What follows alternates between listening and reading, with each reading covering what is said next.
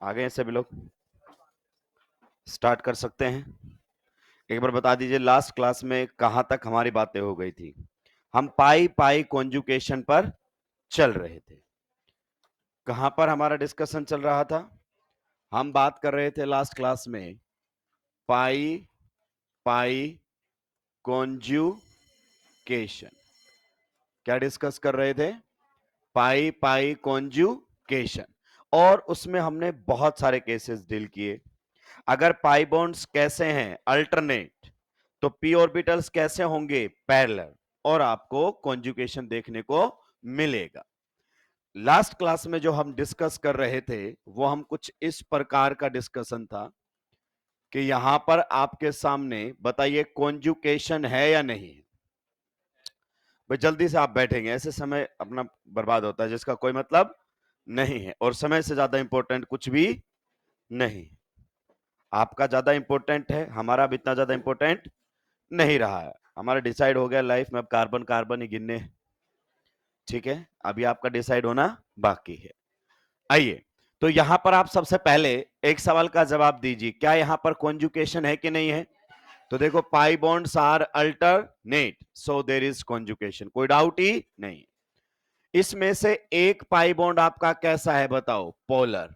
और एक कैसा है? Non polar.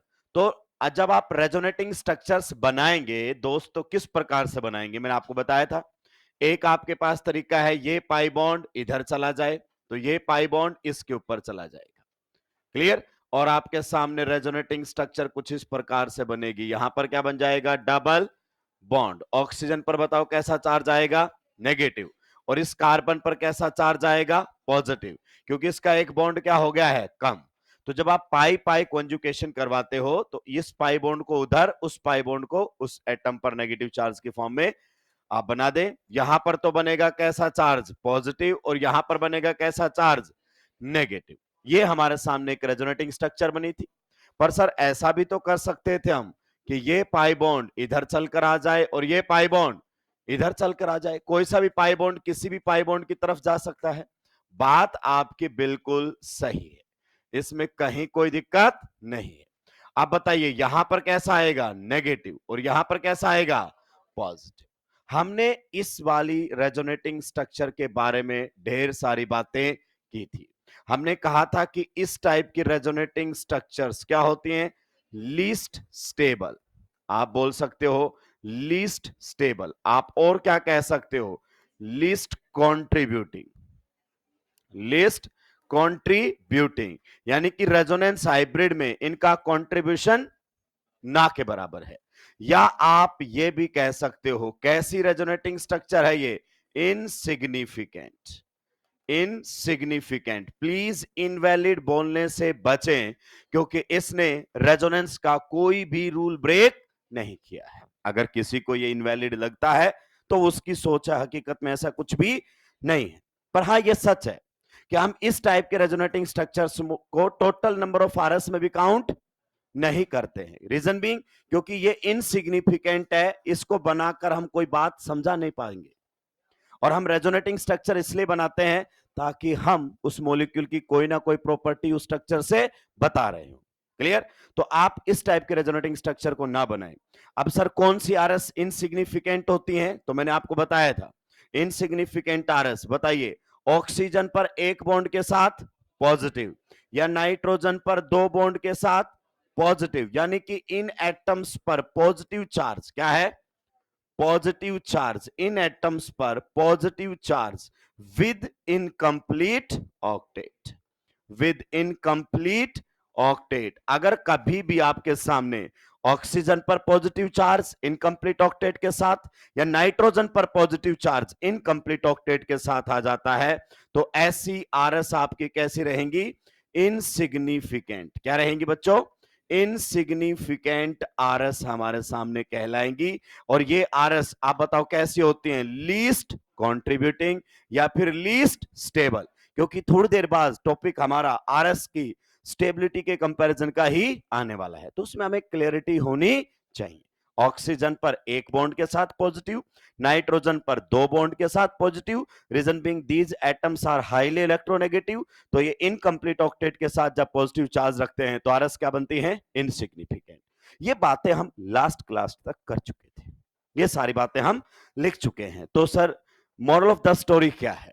Moral of the story है कि जब भी आपके सामने पोलर पाई बॉन्ड हो तो आप पोलर पाई बॉन्ड को किसकी तरफ तोड़े? देखो पोलर पाई बॉन्ड को किसकी तरफ तोड़े? मोर ईएन की तरफ। आप देखो ऑक्सीजन की ईएन क्या है? ज्यादा। कार्बन की ईएन क्या है? मतलब जब एक पाई बॉन्ड नॉन पोलर हो और एक पाई बॉन्ड, तो कैसे रेजोनेंस करवाना है? नॉन पोलर पाई बॉन्ड चलकर आए किसकी तरफ? पोलर की तरफ। ऐसे रेजोनेंस करवाना है। तो आपसे फिर ये वाली बनेगी ही नहीं, तो इधर हम जाएंगे ही नहीं। तो इसमें स्टार लगाकर एक पॉइंट आप लिख दीजिए। polar pi bond breaks towards more electronegative atom. Polar pi bond breaks towards more electronegative atom. Polar pi bond breaks towards more electronegative atom. यानी कि अगर पोलर पाई बॉन्ड है तो उसको किसकी तरफ तोड़ना है? मोरियन की तरफ। Polar pi bond breaks towards more electronegative atom. और इसमें मोर इलेक्ट्रोनेगेटिव एटम कौन है? ऑक्सीजन। मतलब इस बॉन्ड के इलेक्ट्रॉन्स किसकी तरफ आने चाहिए?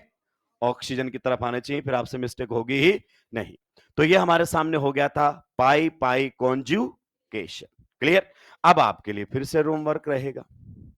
आपको इसकी रेजोनेटिंग स्ट्रक्चर बनानी है और उम्मीद करता हूं आप इसको जानते होंगे। इसका आईयूपैक नेम क्या है?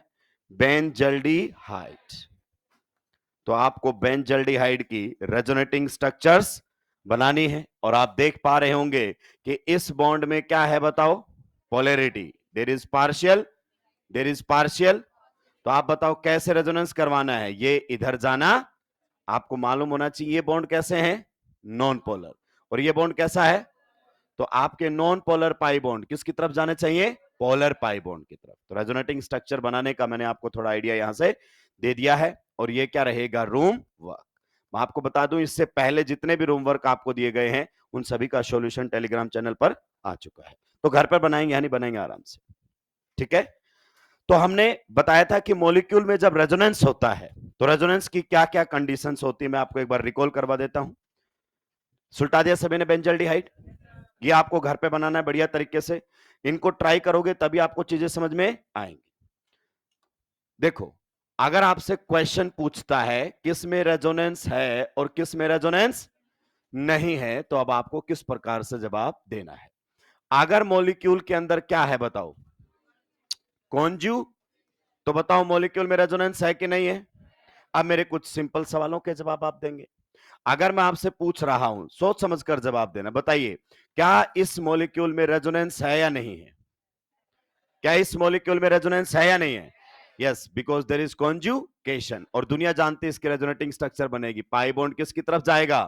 पॉजिटिव। और पॉजिटिव कहां पर आएगा? तो एक से ज्यादा स्ट्रक्चर बना दी ना हमने इसकी, तो इसमें रेजोनेंस है। नेक्स्ट अगर मैं आपसे पूछता हूं, ये हमारे सामने है कुछ इस प्रकार से, यहां पर है रेडिकल। बताइए क्या इस मॉलिक्यूल में कॉन्जुगेशन है? कॉन्जुगेशन है तो रेजोनेंस है, टेंशन की जरूरत ही नहीं है। नेक्स्ट अगर अपन बात करें, हमारे सामने कुछ इस प्रकार से है। बताइए इस मॉलिक्यूल के बारे में क्या ख्यालात है? क्या इस मॉलिक्यूल में कॉन्जुगेशन है? कॉन्जुगेशन है तो रेजोनेंस है। नेक्स्ट अगर आपसे बातें की जाएं तो आप लोगों के सामने कुछ इस प्रकार से है। बताइए क्या इस मॉलिक्यूल में कॉन्जुगेशन है? क्या इस मॉलिक्यूल में कॉन्जुगेशन है? इतना धीमा जवाब क्यों? नाइट्रोजन की हाइब्रिडाइजेशन क्या है? sp2। लोन पेयर कैसा है? डीलोकेलाइज्ड। तो दोस्त इसकी एक से ज्यादा लुईस स्ट्रक्चर बनेंगी। एक तो ये बनी हुई आपके सामने, दूसरी वाली loan pair will convert into and pi bond will convert into negative. तो दूसरी भी तो आरएस बनेगी। एक से ज्यादा लुईस स्ट्रक्चर मतलब रेजोनेंस। क्लियर? नेक्स्ट अगर मैं आपसे पूछना चाहूं दोस्त, बताइए क्या इस मॉलिक्यूल के अंदर रेजोनेंस है या नहीं है? This molecule has conjugation means resonance. तो पहला वाला जो आपने केस है वो कवर कर लिया है। अगर मॉलिक्यूल में कॉन्जुगेशन है तो रेजोनेंस है। दोस्तों एनसीईआरटी की एक्सरसाइज में और एग्जाम्पलर में और एनसीईआरटी की थ्योरी में कुछ ऐसी बातें लिखी हुई हैं, आप कितनी बार भी पढ़ लीजिए, अगर मैं नहीं बताऊंगा तो आप उनको समझ नहीं पाएंगे। और वो अपन डिस्कशन करेंगे जब एक्सरसाइज डिस्कशन रखा जाएगा। तो मैं आपको ऑलरेडी सब एनसीईआरटी ही पढ़ाता हुआ चल रहा हूं। ये क्लियर हो गया। अब आप बताइए, क्या रेजोनेंस होने के लिए मॉलिक्यूल में कॉन्जुगेशन का होना कंपलसरी है? कोई कंपलसरी नहीं है। रेजोनेंस की डेफिनेशन क्या थी? अगर किसी की एक से ज्यादा लुईस स्ट्रक्चर बन रही है, मतलब रेजोनेंस है, खत्म हो गई कहानी। तो एक तो कॉन्जुगेशन होगी तो ऑटोमेटिक एक से ज्यादा लुईस स्ट्रक्चर बनेंगी, आपको टेंशन नहीं लेनी। दूसरा बताओ कौन सा केस आ जाता है? दूसरा केस आपको बताया था क्या? Positive charge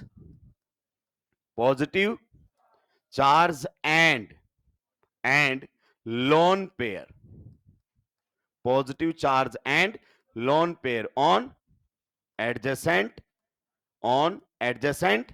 atoms. बताया था कि नहीं बताया था? अब ये वाला भी कॉन्जुगेशन का केस देख लेते हैं। इसको आप दोस्तों इनडायरेक्टली क्या कह देते हो? Back bonding. तो आप समझिए, जब आप आईओसी में बैक बॉन्डिंग पढ़ेंगे, that will be A special case of resonance. आइए मैं आपको समझाता हूं, सभी के पेन डाउन होने चाहिए। मान लीजिए हमारे सामने कुछ इस प्रकार से मॉलिक्यूल गिवन है, कुछ इस प्रकार से मॉलिक्यूल गिवन है। कार्बन पर कैसा चार्ज है? पॉजिटिव। आप सभी जानते हैं कार्बन पर पॉजिटिव चार्ज का मतलब उसके पास है एक पी ऑर्बिटल। कार्बोकेटायन की ज्योमेट्री जानते हो ना? एक पी वैकेंट होता है उसके पास, क्लियर। और ऑक्सीजन पर कितने लोन पेयर हैं बताइए? 2। तो अगर मैं इसको आपको ऑर्बिटल डायग्राम से दिखाऊं तो मैं आपको कुछ इस प्रकार से दोस्तों दिखा सकता हूं। जरा ध्यान से सुनते हुए जाइए। कार्बन के ऊपर क्या है? एक वैकेंट पी ऑर्बिटल। और ऑक्सीजन पर क्या है? Lone pair. कितने लोन पेयर हैं? 2। हम कितने को दिखा रहे हैं? 1। तो देखो, ये आपका क्या बन गया है? एक्सेप्टर। और ये क्या बन गया है? डोनर। ये क्या बन गया है? एक्सेप्टर। और ये क्या बन गया है? आईओसी में इसे बैक बॉन्डिंग या कोऑर्डिनेट बॉन्ड फॉर्मेशन कहते हो, और हम ओसी में इसे रेजोनेंस कहते हैं। अगर ये अपने लोन पेयर किसके साथ शेयर कर दे? कार्बन के साथ, तो क्या हो जाएगा? Back bonding.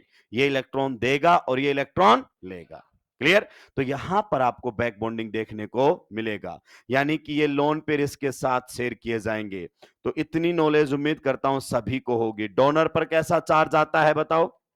पॉजिटिव। और एक्सेप्टर पर नेगेटिव। आप बताइए, इस पर ऑलरेडी कैसा था? तो ये तो क्या हो गया? न्यूट्रल। पॉजिटिव था, नेगेटिव आ गया इलेक्ट्रॉन लेने से, तो प्लस माइनस न्यूट्रल। ये कौन सा एटम है? डोनर। डोनर पर कैसा चार्ज आता है? पॉजिटिव। तो इस पर पॉजिटिव चार्ज आ गया। टोटल चार्ज इधर देखो +1, टोटल चार्ज उधर भी +1। चार्ज ना इधर भी क्रिएटेड नॉर भी। तो इसमें आपका जो कार्बन है ये कौन सा एटम है? एक्सेप्टर। कौन सा है? और जो आपका ऑक्सीजन है वो कौन सा है? डोनर।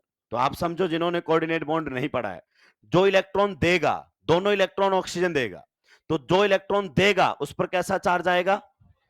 और जो इलेक्ट्रॉन लेगा उस पर कैसा आएगा? लेकिन इस पर तो ऑलरेडी कैसा है? तो ये न्यूट्रल हो गया। यही पॉइंट आपको समझ में आया? इसका मतलब आपकी बैक बॉन्डिंग तब होती है जब आपका डोनर और एक्सेप्टर एडजेसेंट हो। जब आपका डोनर एंड एक्सेप्टर कैसे हो? एडजेसेंट हो। सर कोई एक दो एग्जांपल आप और बता सकते हो?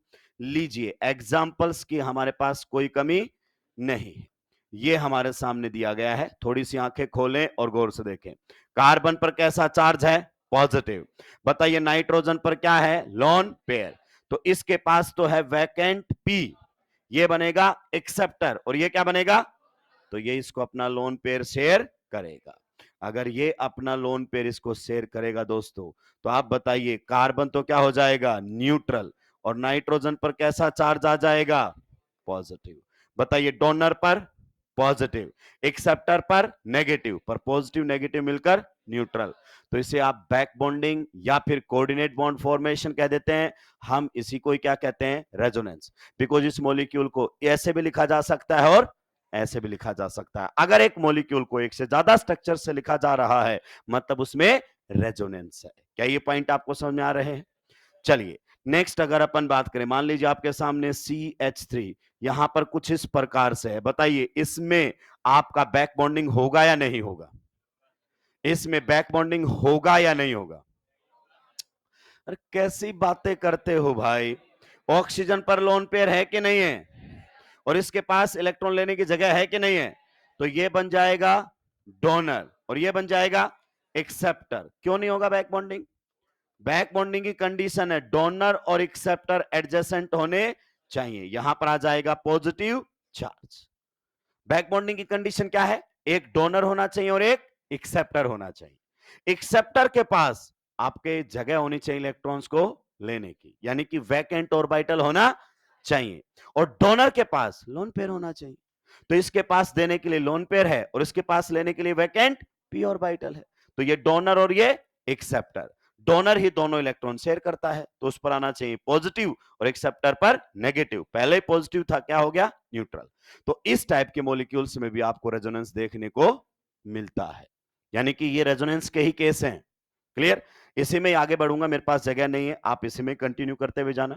दूसरा केस एक मैंने और लिखा है था, negative charge. Negative charge and negative charge and vacant d orbital on adjacent atoms। ये आपको आईओसी में भी पढ़ाए जाएंगे। आइए, अगर मैं क्लोरीन की बात करूं दोस्तों, किसकी बात करूं पर्टिकुलरली? क्लोरीन। समझाइए, क्लोरीन की अगर अपन बात करें तो इसका एटॉमिक नंबर कितना होता है? 17, और एटॉमिक मास क्या होता है? 35। तो इस पर बात कर ले हम। इलेक्ट्रॉनिक कॉन्फ़िगरेशन बता दोगे एक बार आप?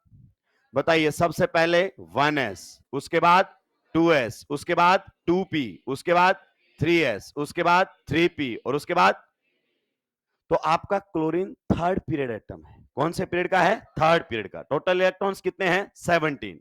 तो बताइए इधर कितने आएंगे? 2, इसमें 6, टोटल कितने हो गए? 10। इसमें कितने आएंगे? 12, और उसमें कितने आएंगे? 5। 17 हो गए कि नहीं हो गए? 17 होने के बाद भी आपके पास डी में तो अभी कोई भी इलेक्ट्रॉन, इसका मतलब इसके पास क्या है? वैकेंट। क्या है? Vacant 3d orbital. सर ये हमें क्यों बता रहे हो कि इसके पास है वैकेंट 3d ऑर्बिटल? मतलब it can become the acceptor, ये इलेक्ट्रॉन्स को एक्सेप्ट कर सकता है। अगर मान लीजिए यही फ्लोरीन होता, क्या होता? फ्लोरीन का एटॉमिक नंबर बताइए? 9। एटॉमिक मास वो बता दिया, बहुत बढ़िया। इससे आपने बिल्कुल बता दिया है कि आप 12th या तो आर्ट्स से करके आए हैं या फिर कॉमर्स से। आपका जवाब क्या होता है दोस्तों? सर मैंने कोचिंग नहीं ली थी। ये कौन सी बुक में लिखा है कि 12th में साइंस लेकर पास होने के लिए कोचिंग होना? कौन सी बुक में लिखा है? या फिर नीट क्रैक करने के लिए कोचिंग में जाना कंपलसरी? कौन सी बुक में लिखा है? क्या नीट के फॉर्म में आता है ऐसा कि कोचिंग नहीं लिए तो आप फॉर्म ही नहीं भर सकते? फिर आप लोग पढ़ते क्यों नहीं है? पीरियोडिक टेबल भाई साहब आपको 9th 10th में इंट्रोड्यूस करवा दी जाती है। एटॉमिक नंबर, एटॉमिक मासेस, +1 में फिर से पीरियोडिक टेबल बढ़िया तरीके से पढ़ाई जाती है, फिर भी हमें उनके एटॉमिक नंबर और एटॉमिक मास याद नहीं है। तो इसका एटॉमिक मास कितना होता है? 19। क्लियर? चलिए, हमें उससे कोई लेना देना, हमें तो इससे लेना देना है। बताइए 1s, उसके बाद क्या आएगा? 2s, उसके बाद 2p। सेकेंड पीरियड का है, यहीं तक होता है। टोटल इलेक्ट्रॉन कितने हैं? 9। पहले में, दूसरे में, तीसरे में। अब देखो सेकेंड पीरियड में मैक्स टू मैक्स कितने इलेक्ट्रॉन्स आ सकते हैं? सेकेंड पीरियड के वैलेंस सेल में मैक्स टू मैक्स 8, क्योंकि एस में कितने आते हैं? पी में 6, 8 आ सकते हैं। 8 से ज्यादा? तो हमने पहले भी लिखा है सेकेंड पीरियड एटम के वैलेंस सेल में 8 से ज्यादा इलेक्ट्रॉन नहीं हो सकते। लेकिन सर आप ये हमें बता क्यों रहे हो? आइए अब हम बात करते हैं, जरा ध्यान से सुनिएगा, सभी का ध्यान बोर्ड पर होना चाहिए। यहां पर हमारे सामने है CCl3-। क्या है? CCl3-। कार्बन पर कैसा चार्ज है? नेगेटिव। जब हैलोजन्स आपके एक बॉन्ड बनाते हैं तो पता है उनके वैलेंस सेल में कितने लोन पेयर होते हैं? कितने लोन पेयर होते हैं? 3। क्लियर? एक बॉन्ड बनाते हैं उनका ऑक्टेट कंप्लीट।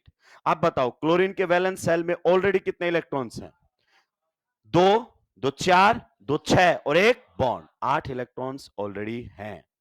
लेकिन 8 इलेक्ट्रॉन्स होने के बाद भी आप बताइए उसके पास वैकेंट 3D पड़ा है, क्योंकि वैलेंस सेल में कितने इलेक्ट्रॉन्स रख सकता है? मैक्सिमम 18, इसमें 2, इसमें 6 और उसमें 10, 18 इलेक्ट्रॉन रख सकता है। तो अभी तो कितने आए हैं? 8।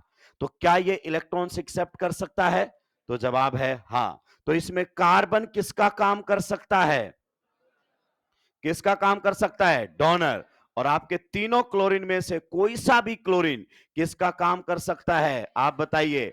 एक्सेप्टर का काम कर सकता है, because it has vacant 3D orbital. तो ये अपने इलेक्ट्रॉन्स इसके साथ शेयर करेगा। अगर ये अपने इलेक्ट्रॉन्स इसके साथ शेयर करेगा तो आप बताइए डोनर पर कैसा चार्ज आएगा? पॉजिटिव। पर ऑलरेडी नेगेटिव था। Positive negative neutral.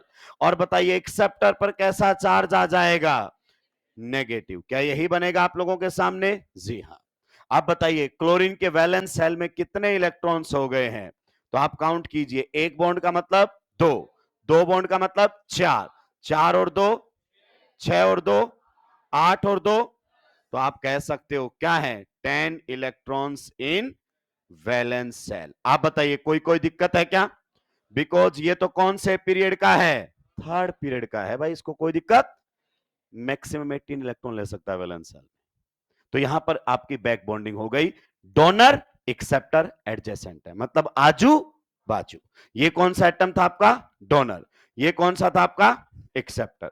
अब जैसे ही हम ये बनाते हैं, बच्चा बोलता है समझ में आ गया मेरे को, अब तू वो ज्यादा बातें मत कर, मैं समझ गया। एक इलेक्ट्रॉन देगा और एक इलेक्ट्रॉन, और मुझे क्लियर है। जैसे यहां पर कैसा चार्ज है? नेगेटिव। तो यहां पर आपके सामने फ्लोरीन है। बताइए फ्लोरीन कौन से पीरियड का एटम होता है? सेकेंड पीरियड वाले वैलेंस सेल में मैक्स टू मैक्स कितने इलेक्ट्रॉन रख सकते हैं? 8। अब बच्चा बोलता है ये क्या करता है? ये एरो यू बना देता है, ठीक है। और जिसकी तरफ एरो जाता है उस पर कैसा चार्ज ले आता है? नेगेटिव। और जिससे जाता है उस पर कैसा ले आता है? पॉजिटिव। तो अपने को अब फंडा इसका क्लियर हो गया एकदम, कहीं कोई दिक्कत की बात? लीजिए सर, ये बना दी है मैंने रेजोनेटिंग स्ट्रक्चर। आप बताइए क्या ये एक वैलिड आरएस है या नहीं? ये एक वैलिड आरएस। अब बच्चा कह रहा है कि तूने भी तो यही किया है। अरे वो थर्ड पीरियड का है। इसके वैलेंस सेल में अभी कितने इलेक्ट्रॉन्स है बताइए?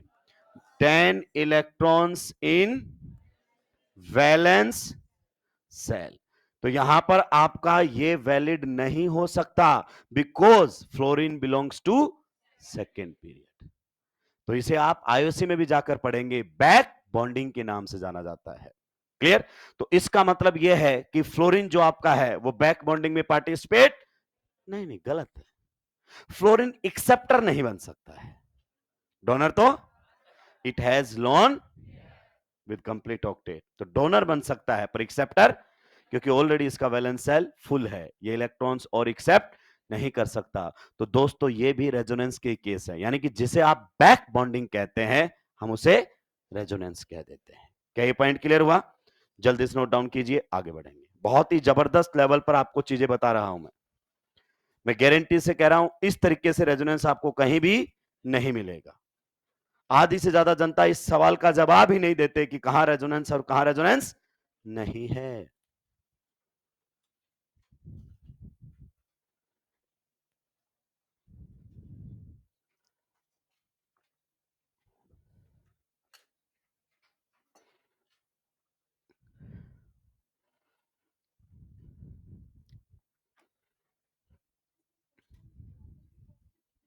हाँ, बिना पॉजिटिव दिए तो बेटा वैकेंट ऑर्बिटल कैसे रहेगा?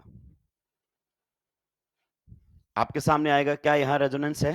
तो हम बोलेंगे यस, ये डोनर और ये एक से ज्यादा लिविंग स्ट्रक्चर बन गई कि नहीं बन गई? ये भी बना सकते हैं, और मतलब रेजोनेंस है। जब भी किसी की एक से ज्यादा लिविंग स्ट्रक्चर बनती हैं तो रेजोनेंस है।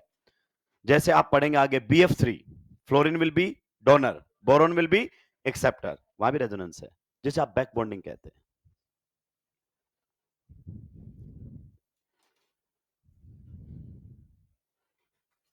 जल्दी जल्दी सुलटाएंगे दोस्तों।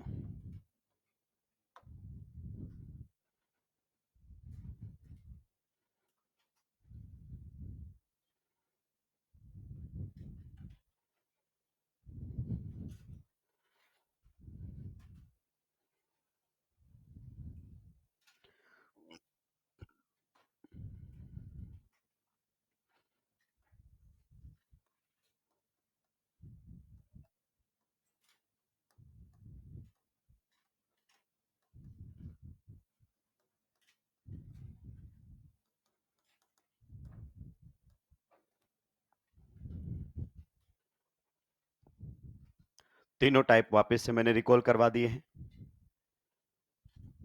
अगर मॉलिक्यूल में पोलर पाई बॉन्ड है तो आप जानते हैं कि आप एक से ज्यादा लुईस स्ट्रक्चर बना सकते हैं कि नहीं बना सकते हैं। अभी क्या समझा कर आया था, पोलर पाई बॉन्ड किसकी तरफ तोड़ना है, मोरियन की तरफ। तो इस मॉलिक्यूल की एक लुईस स्ट्रक्चर तो आपने ये देख ली और एक लुईस स्ट्रक्चर ये भी बना सकते हो। तो पोलर पाई बॉन्ड वालों में रेजोनेंस होता है। अगर आपकी कहीं भी बैक बॉन्डिंग हो रही है, that is also a case of resonance.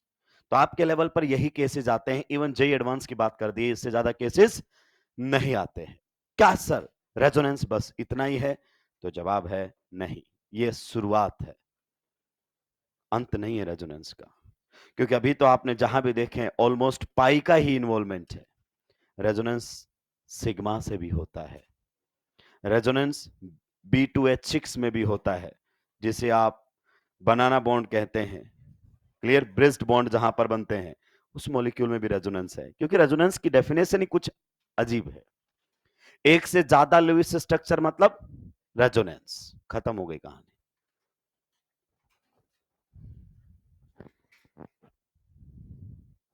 Can we move to the next slide? ये केसेज आगे धीरे धीरे रिपीट होते रहेंगे, पर ये बेस बन रहा हमारा, इस पर हमारी पकड़ मजबूत होनी चाहिए। जितना भी आपको होमवर्क दिया जाता है उसको ऑनेस्टली आप करें। अगर आप क्वेश्चंस जो आपको दिए जा रहे हैं उनकी प्रैक्टिस नहीं कर रहे हैं दोस्त, कोई फायदा नहीं होगा। वीडियो लेक्चर को बार बार देखने से, नोटबुक को बार बार पढ़ने से ज्यादा फायदा नहीं होगा, बल्कि आप क्वेश्चंस कीजिए। आइसोमेरिज्म के एक्सरसाइज नंबर 1, एक्सरसाइज नंबर 2 जिन बच्चों ने बढ़िया तरीके से सोल्व की, डाउट आना कोई बुरी बात नहीं, डाउट तो क्लियर हो जाएगा पूछने पर। वो डाउट आपको अभी आ गया, अच्छी बात है, नहीं तो एग्जामिनेशन सेंटर में आता, कभी तो आना ही था। Can we move to the next slide? और धीरे धीरे लिखो। पर्पल कलर नहीं मिला होगा तुमको, कि हम सारे कलर के पेन सेलेक्ट करके लाते हैं, अगले दिन थोड़ा सा आप अलग कलर ले लेते हैं। सुलटा दिया है।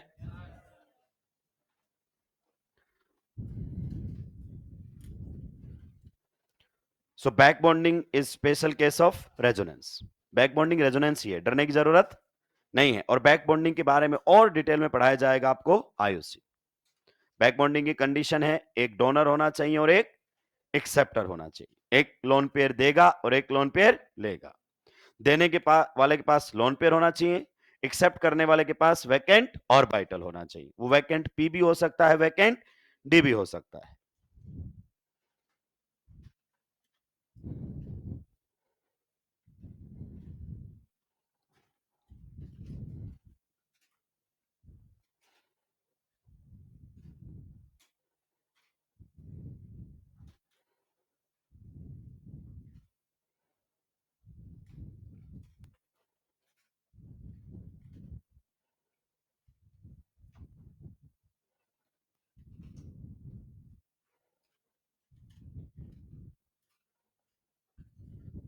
सेकेंड पीरियड एटम अपने वैलेंस सेल में मैक्स टू मैक्स कितने इलेक्ट्रॉन रख सकता है?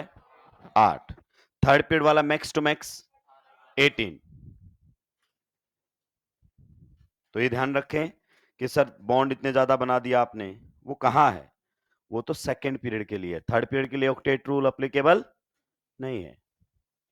Third period atom can expand their octet. सुलटा दिया बच्चों।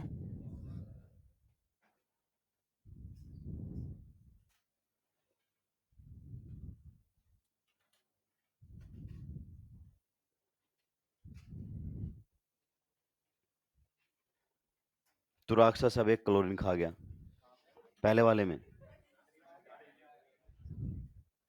नाश्ता ठीक से करके आए, कभी कार्बन खा जाते हो, कभी उसके बॉन्ड खा जाते हो, कभी दूसरे एटम को खा जाते हो।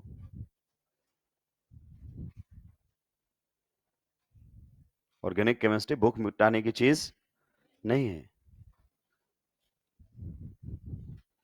सुलटा दिया है। और धीरे धीरे लिखो, सब्सक्रिप्शन बढ़वा लेना अपना बस। 1 साल का लिया है तो उसको एक्सटेंड करके 2 साल का ले लो, शायद ऑफर मिल जाएगा कोई। 3 साल का लोगे तो और भी सस्ता कर देंगे।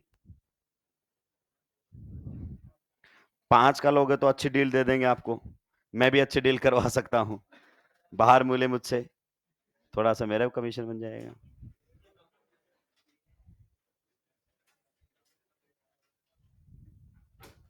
सुलटा दिया है।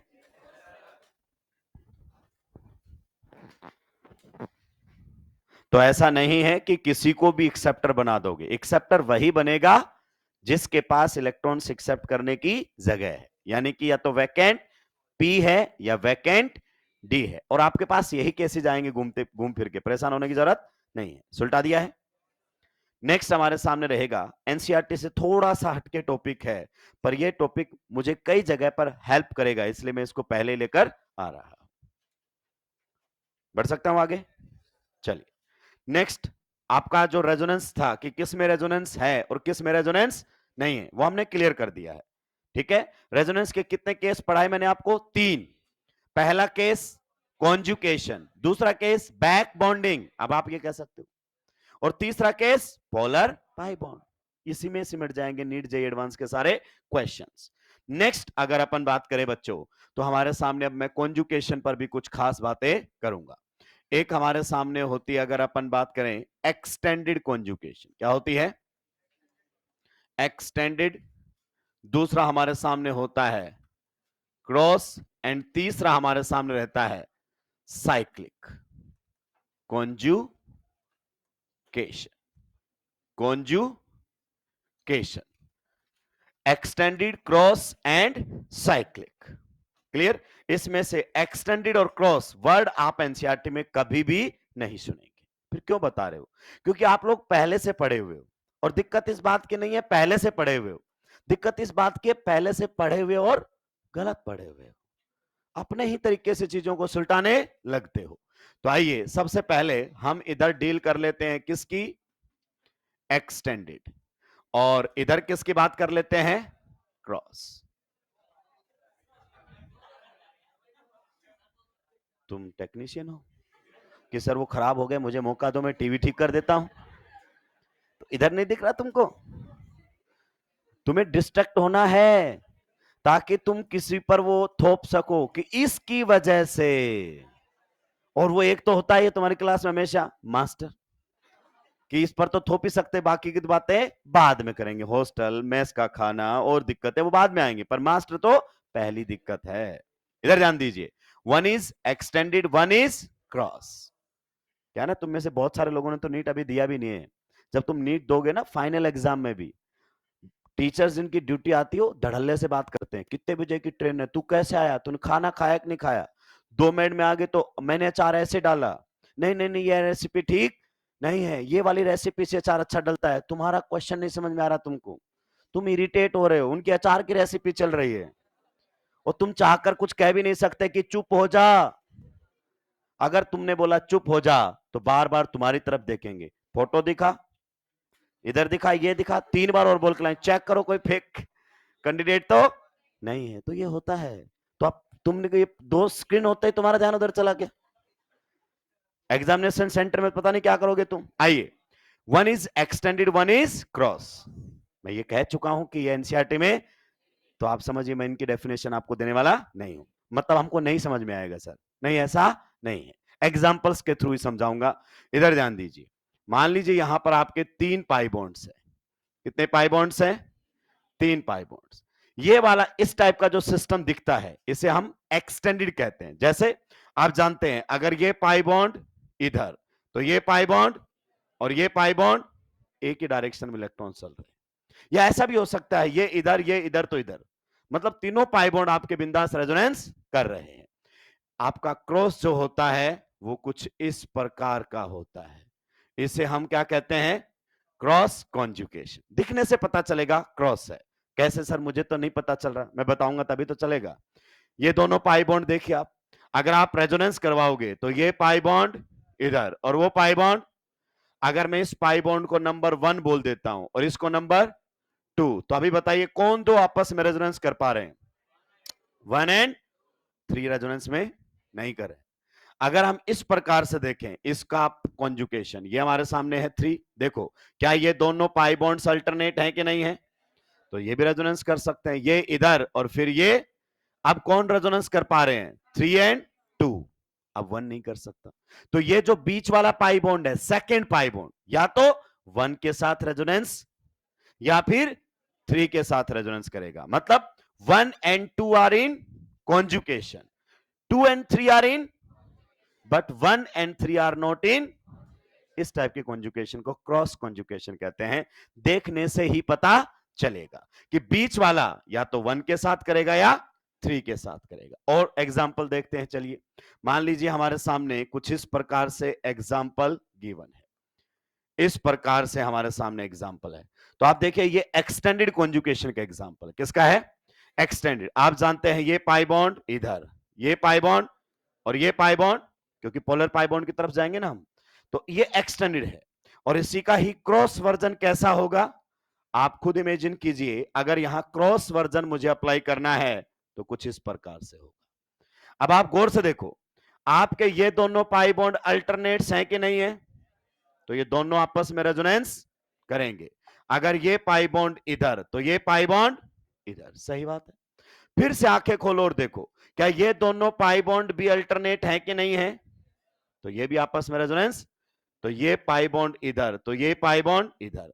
लेकिन दिक्कत की बात ये है कि इस ये सीओ या तो एक टाइम पर इसी के साथ रेजोनेंस करेगा या उसी के साथ, मतलब ये और ये भी दोनों आपस में रेजोनेंस में है, ये और ये भी आपस में रेजोनेंस में है, पर ये दोनों आपस में रेजोनेंस में, यानी कि ए और बी भी रेजोनेंस में है, बी और सी भी रेजोनेंस में है, पर ए और सी आपस में रेजोनेंस में। इस टाइप के सिस्टम को हम क्या कहते हैं, क्रॉस। क्या कहते हैं, क्रॉस। एक एग्जांपल और ले लेते हैं, जैसे आपको देखने से पता चल जाएगा कि एक्सटेंडेड है या क्रॉस।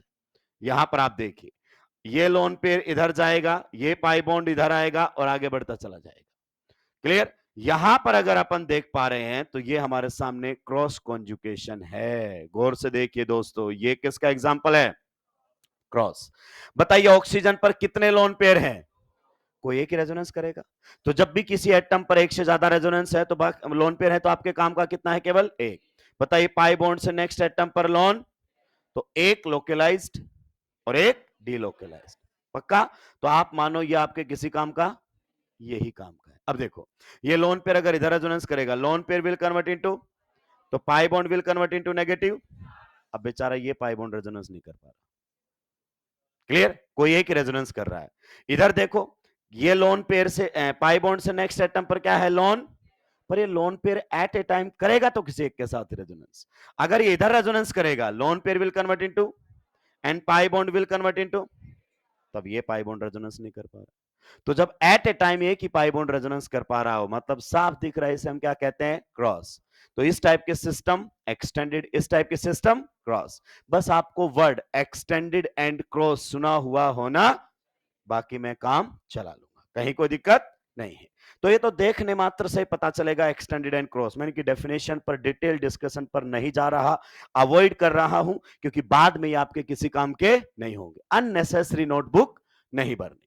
अब आता है दोस्तों नेक्स्ट हमारे सामने, दैट इज साइक्लिक कॉन्जुगेशन। और ये जबरदस्त है, जिस बच्चे ने ये वाला समझ लिया उसको एरोमेटिक एंटी एरोमेटिक कंपाउंड्स को पहचानने में जीवन में कभी भी दिक्कत नहीं आएगी। अभी मैंने लिखने के लिए नहीं कहा है, खुद ही लिखने लग जाते हो, सारा काम अपनी मर्जी से करते हो तुम लोग। इधर डिस्कशन चल रहा है भाई।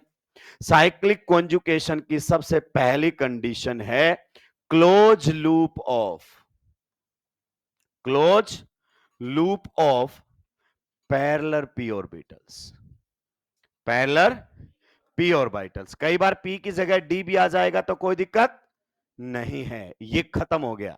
ये है close loop of parallel p orbitals. कई बार बच्चा ये नहीं पहचान पाता है, तो मैं उसके लिए और चीजें सिंपल कर देता हूं। Each atom of ring, each atom of ring, ring must be either sp2 or sp।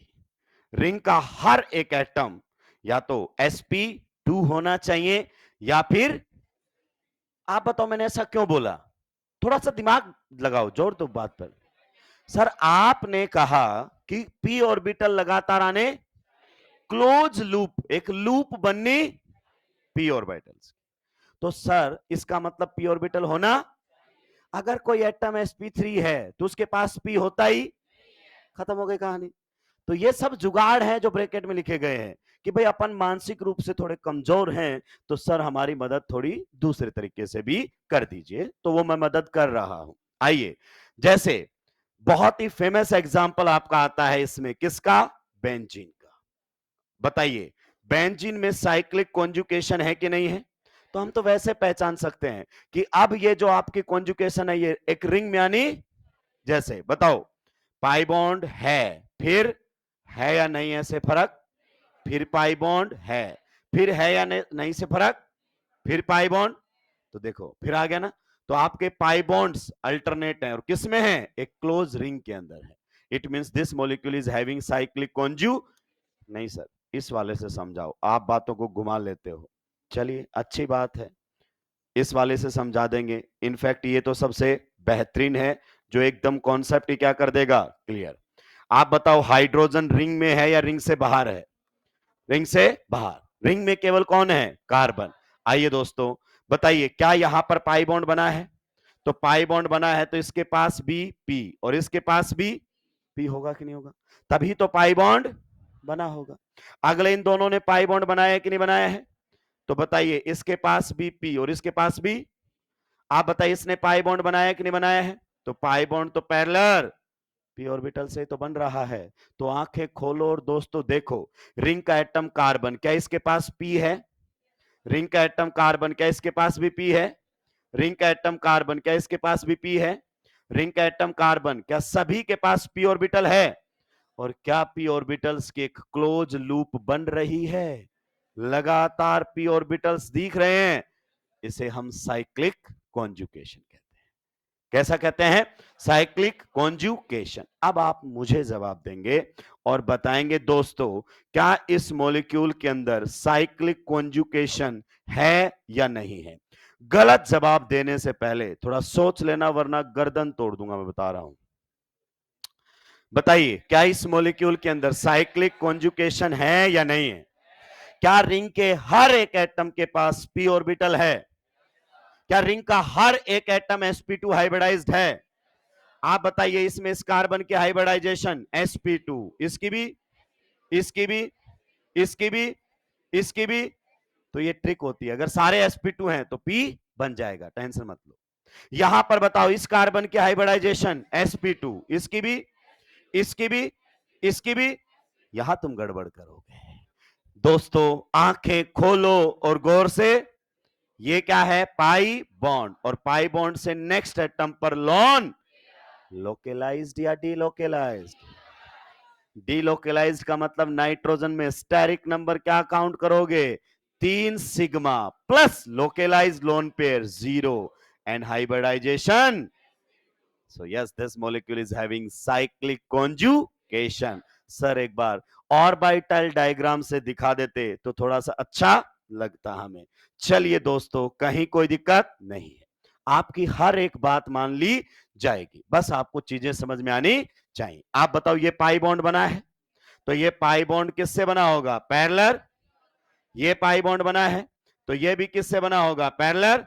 और नाइट्रोजन का जो लोन पेयर है ये कैसा है? लोकेलाइज्ड या डीलोकेलाइज्ड? डीलोकेलाइज्ड। हाइब्रिड ऑर्बिटल में होता है या पी ऑर्बिटल में? कमाल का जवाब दिया है आप लोगों ने। तो इसके पास भी लोन पेयर किस में है? पी में।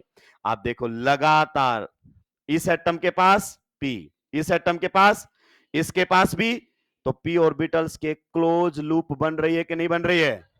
सो देयर इज साइक्लिक कॉन्जू। जिसने भाई ये समझ लिया ना, एरोमेटिसिटी एंटी एरोमेटिसिटी खत्म हो गई उसके नाम की, कुछ भी नहीं है। सुलटाई जल्दी से।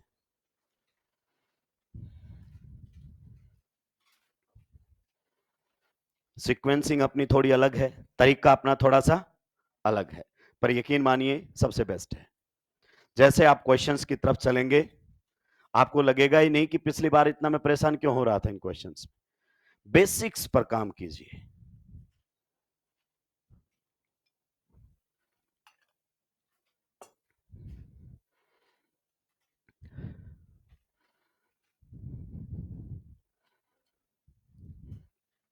एक्सटेंडेड और क्रॉस तो देखने मात्र से क्लियर हो जाते हैं, इन सब की डेफिनेशंस भी है, पर मैंने अवॉइड की। क्यों? क्योंकि एनसीईआरटी डिस्कस नहीं करता। साइक्लिक की लिखी close loop of parallel P orbitals, because ये मुझे एरोमेटिसिटी में काम आएगा।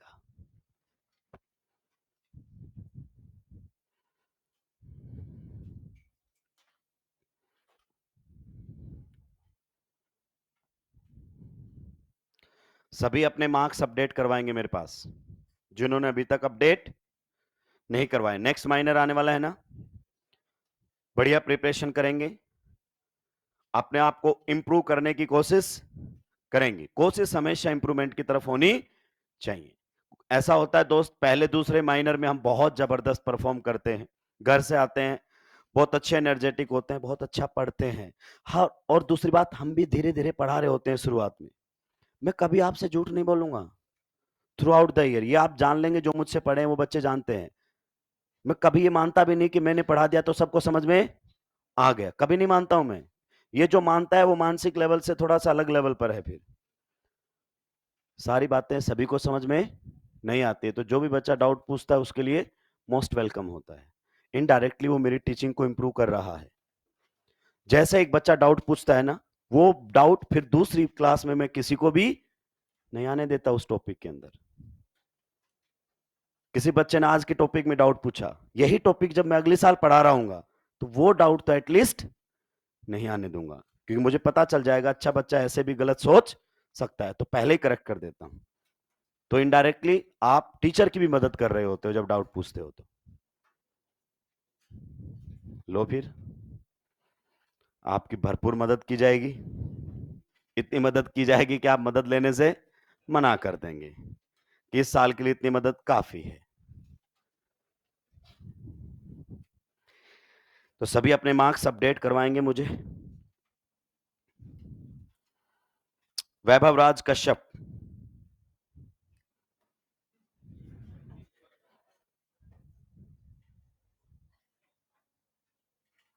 नैतिक पाल, क्रिश सुमन,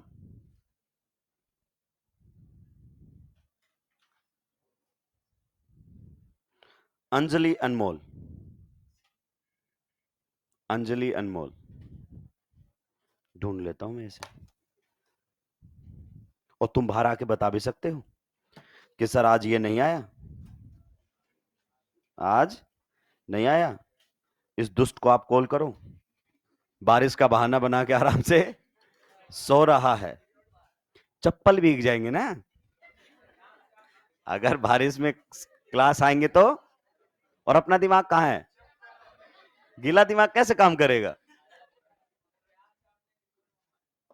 हाँ, उससे मैं वो मिलेगा। जिस रियान कहाँ है, आया है, रिपोर्ट लाया है। तू गया ही नहीं था बेटा। अब ये बोलेगा कि नहीं मैं बीमार तो था पर रिपोर्ट कैसे लाऊं, मैं तो झाड़ फूक करवाया था ना उसकी तो कोई रिपोर्ट होती, तांत्रिक के पास गया था मैं तो।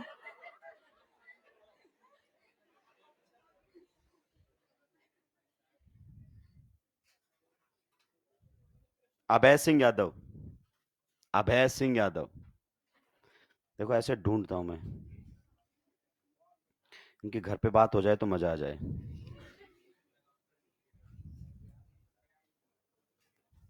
मुकुल कुमार, मुकुल कुमार,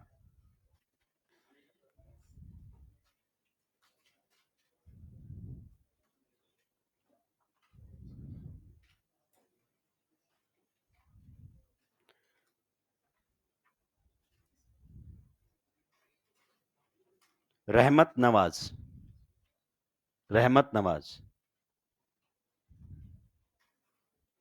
देखो सिलेक्शन कैसे होंगे, रूम पे बैठे रहने से, दो मोटिवेशनल वीडियो देखने से। सुलटा दिया है, मास्टर मोटिवेट तो ऐसे करता है कि बच्चों को लगता है शायद यही मेरा एग्जाम दे के आएगा, मुझे तो पढ़ने की जरूरत ही नहीं है। आगे बढ़ सकते हैं दोस्तों। तो हम एक्सटेंडेड क्रॉस और साइक्लिक में बातें क्लियर कर पाए हैं। ये साइक्लिक कॉन्जुगेशन आपको आगे फिर से देखने को मिलेगा। सिंपल सा है, close loop of parallel, P की जगह कई बार डी आ जाए तो कोई दिक्कत नहीं है, बस पैरेलल ऑर्बिटल्स होने चाहिए। नेक्स्ट हमारे सामने रहेगा, और इस टॉपिक से मैं कई सालों से कह रहा हूं कि नीट ने क्वेश्चन नहीं बनाया है, बनाएगा, क्योंकि टॉपिक ये एनसीईआरटी में है, सारी बातें एनसीईआरटी ने लिखी है, पर क्वेश्चन लिमिटेड दिए हैं उस पर। Relative stability of resonance structures, सभी रेजोनेंस स्ट्रक्चर्स की जो स्टेबिलिटी है वो सेम नहीं होती, और सभी रेजोनेटिंग स्ट्रक्चर्स आपके रेजोनेंस हाइब्रिड में इक्वली कंट्रीब्यूट नहीं करती। तो नेक्स्ट टॉपिक की तरफ बढ़ते हैं, काफी इंपॉर्टेंट टॉपिक है, क्वेश्चन यहां से बन सकता है, अभी तक बना नहीं है। Relative stability,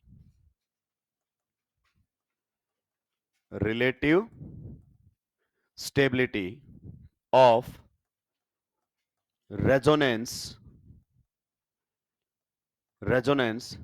structures, relative stability of resonance structures. Clear? चलिए पहले मैं इसमें कुछ बातें लिखवा दूं, फिर हम एनसीईआरटी ने जो रूल दिए हैं हम उन पर भी बातें करेंगे। कुछ बातें हैं जो पहले आप नोट डाउन कर लें, लिखिए, ऐसे पॉइंट बनाकर आप लिख सकते हैं, तो इससे आपके एनसीईआरटी की थ्योरी भी ऑटोमेटिक क्लियर हो जाएगी।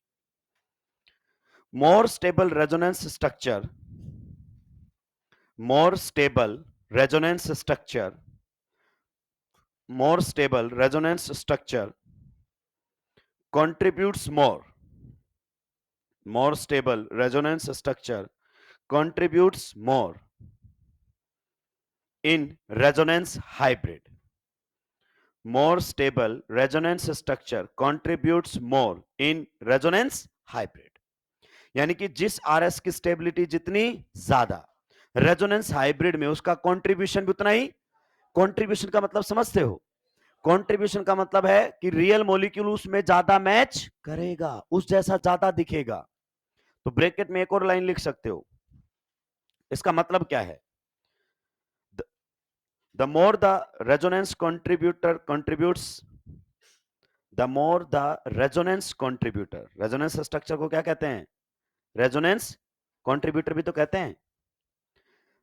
The more the resonance contributor contributes, the more the resonance contributor contributes to the structure of resonance hybrid, to the structure of resonance hybrid, comma, the more similar the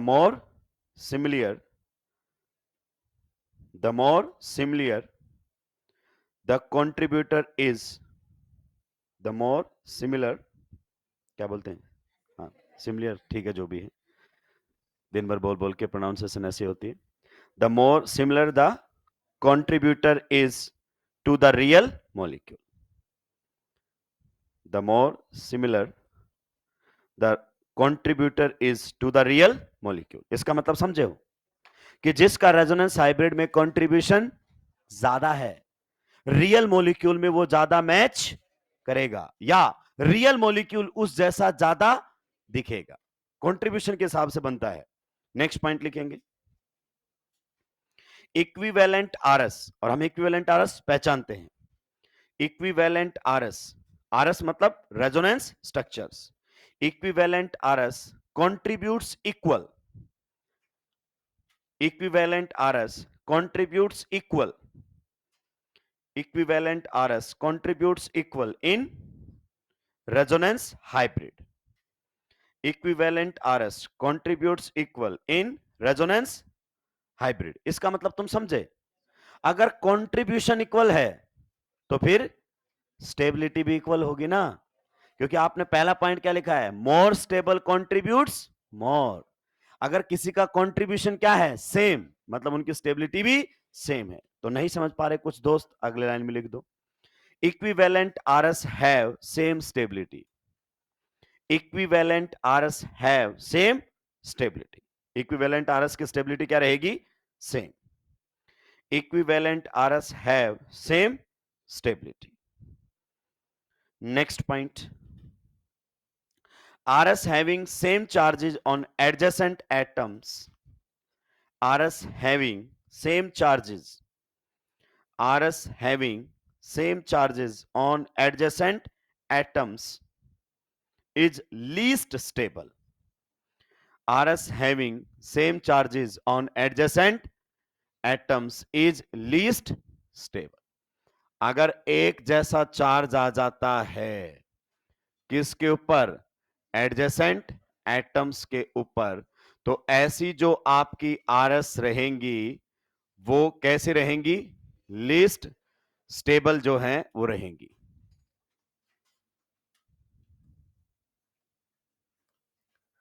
जैसे मान लीजिए ये एक resonating structure है, अब देखो इसमें adjacent atoms देखिए कौन कौन से, कार्बन एंड नाइट्रोजन, ये आजू बाजू है कि नहीं है, और दोनों पर कैसा चार्ज है, पॉजिटिव, और आप जानते हैं सिमिलर चार्जेस के बीच में क्या होगा, रिपल्सन, रिपल्सन से एनर्जी, तो स्टेबिलिटी, तो कोई भी ऐसी आरएस आपको दिख जाए जिसमें एडजेसेंट एटम्स पर कैसा चार्जेस हैं, सेम, प्लस प्लस या माइनस माइनस, तो ऐसी आरएस आपकी क्या रहेगी, लीस्ट स्टेबल।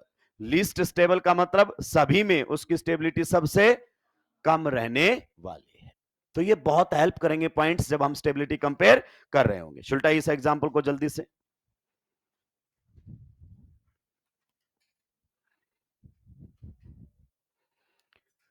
सेम चार्जेज अगर एडजेसेंट एटम्स पर आ जाते हैं तो ऐसी आरएस को स्टेबिलिटी में सबसे पीछे रखेंगे, और ये काफी मददगार होगा अच्छे क्वेश्चंस को सॉल्व करने में। सुलटा दिया है। Next point, RS having positive charge, RS having positive charge, RS having positive charge on electronegative atoms, RS having positive charge on electronegative atoms, RS having positive charge on electronegative atoms like oxygen or nitrogen, RS having positive charge on electronegative atoms like oxygen and nitrogen with incomplete octet, with incomplete octet, with incomplete octet are least stable, are least stable, are least stable। Clear. अब आप बोलोगे sir आपने ये भी list stable बोल दिया दूसरे में भी, तो या तो यही केस होगा या वही, एट ए टाइम एक ही केस आपको मिलेगा, परेशान होने की जरूरत नहीं है। ये बात आते ही क्लास में भी शुरू की थी। आप बताइए अगर ऑक्सीजन पर एक बॉन्ड के साथ कैसा चार्ज है, पॉजिटिव, तो बताइए इसके वैलेंस शेल में कितने इलेक्ट्रॉन्स हैं, 6 इलेक्ट्रॉन्स। अगर नाइट्रोजन में किसी स्ट्रक्चर में कितने बॉन्ड के साथ पॉजिटिव चार्ज है, 2 बॉन्ड के साथ, तो बताइए इसके वैलेंस शेल में भी कितने इलेक्ट्रॉन्स हैं, 6 इलेक्ट्रॉन्स। बताइए एक बॉन्ड का मतलब 2, 2 4 और एक लोन पेयर। ऑक्सीजन में देखो 2 2 4 और 2 6, तो इनके केस में आप देख लो ऑक्टेट क्या है, इनकम्प्लीट। क्लियर। तो पॉजिटिव चार्ज आया है किसके साथ, इनकम्प्लीट ऑक्टेट के साथ। हमने आते ही इसी पर बात की थी कि ऐसी वाली आरएस आपकी क्या रहेंगी, लीस्ट स्टेबल। इवन हमने तो ये भी बोला था इनसिग्निफिकेंट, लीस्ट स्टेबल, बहुत ही कम स्टेबल आपके सामने आरएस रहेंगी। मैंने ये नहीं कहा कि ऑक्सीजन पर पॉजिटिव चार्ज आ गया तो गड़बड़ होगी, पूरा देखो क्या कहा है, ऑक्सीजन पर positive charge with incomplete octet. Positive अगर इनकम्प्लीट ऑक्टेट के साथ है तो दिक्कत है। किसको दिक्कत है, आपके एक तो ऑक्सीजन को दिक्कत है और एक नाइट्रोजन, क्योंकि आप जानते हैं ये मोर इलेक्ट्रोनेगेटिव एटम्स है। सुलटा दीजिए, क्या ऑक्सीजन पर पॉजिटिव आ ही नहीं सकता, पहले लेक्चर में दोस्तों दिल खोल के बातें हुई हैं इसके ऊपर।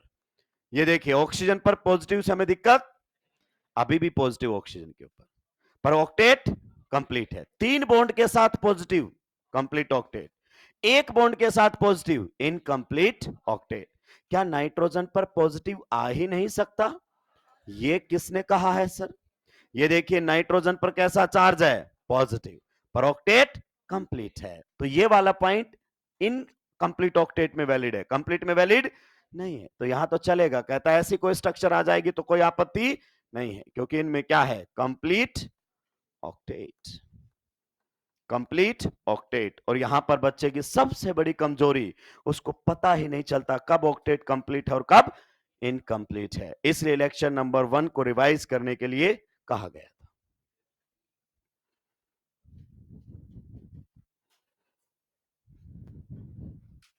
हालांकि आपकी इनडायरेक्टली फिर भी मदद की जाएगी, क्योंकि अब आपने और हमने अच्छा खासा समय एक साथ बिताया है, तो आपके बारे में मैं थोड़ा थोड़ा जानने लगा हूं कि इससे कोई फर्क नहीं पड़ता कि पहले क्या बातें आपके और हमारे बीच में हुई थी। कोई फर्क नहीं पड़ता है, आपको वही बातें फिर से करनी पड़ेंगी, तब हमें याद आए तो आए। इसका ये गारंटी नहीं कि हमें याद आ ही जाएगा, आए तो आए, पर आप अपना काम ईमानदारी से करते रहे। Next point, if second period atom has negative charge, ये ट्रिक है एक प्रकार की। if second period atom has negative charge, अगर सेकेंड पीरियड के एटम पर कैसा चार्ज है? Negative. If second period atom has negative charge means complete octet, means complete octet. अगर सेकेंड पीरियड के एटम पर नेगेटिव चार्ज है तो आप अपना खोपड़ा खराब ना करें, ऑक्टेट कंप्लीट है। क्योंकि आपकी सबसे बड़ी समस्या है, आपको नहीं पता चलता कब कंप्लीट और कब इनकंप्लीट। आइए मान लीजिए कार्बन पर आपको कैसा चार्ज मिल जाता है? नेगेटिव, ऑक्टेट कंप्लीट, मतलब ऑक्टेट बता भी चुका हूं मैं। जैसे अगर मान लीजिए आपके सामने नाइट्रोजन पर कैसा चार्ज मिल जाता है? नेगेटिव, तो आप मानकर चलिए ऑक्टेट क्या है? कंप्लीट। सिमिलरली अगर आपके सामने ऑक्सीजन पर कैसा चार्ज मिल जाता है? नेगेटिव, तो मानकर चलिए ऑक्टेट। तो सेकेंड पीरियड एटम पर तुम्हें नेगेटिव दिखे ना, तो मान लो ऑक्टेट कंप्लीट है। आपको नहीं पता चलता है क्योंकि आपको लुईस डॉट स्ट्रक्चर नहीं आती है ठीक से, तो यहां पर कंप्लीट ऑक्टेट। लेक्चर 1 में मैंने यही समझाने की कोशिश की थी। एक बार इधर देखो, आंखें खोलो, इसमें और इसमें फर्क है, ये पॉजिटिव है और ये, तो इसमें कभी कंफ्यूज ना हो जाओ, सुलटा दीजिए। तो ये तो अभी तक हमने केवल बातें की हैं, स्टेबिलिटी के डिटरमाइन करने के रूल हमने अभी भी नहीं पढ़े हैं। ये तो इन जनरल हमारी बातें हुई हैं कि इनसे हमें स्टेबिलिटी डिटरमाइन करने में थोड़ी हेल्प मिल सकती है।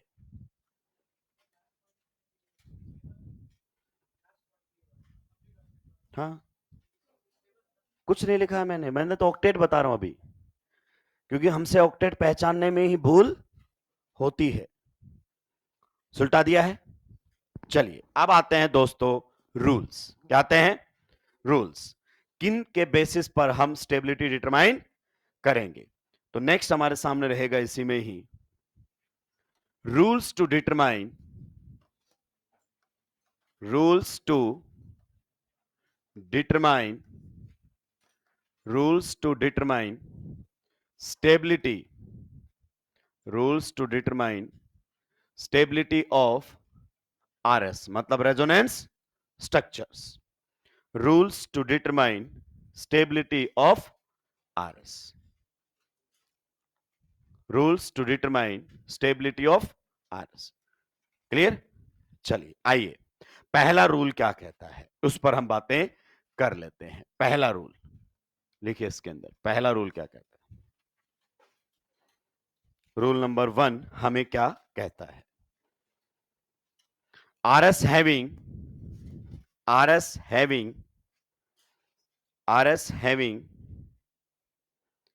maximum number of covalent bonds, RS having maximum number of covalent bonds, RS having maximum number of covalent bonds is more stable. Is more stable. RS having maximum number of covalent bonds is more stable. कहता है अगर किसी RS में covalent bond ज्यादा है तो उसकी stability क्या रहेगी? ज्यादा रहेगी कंपैरिजन टू किसके?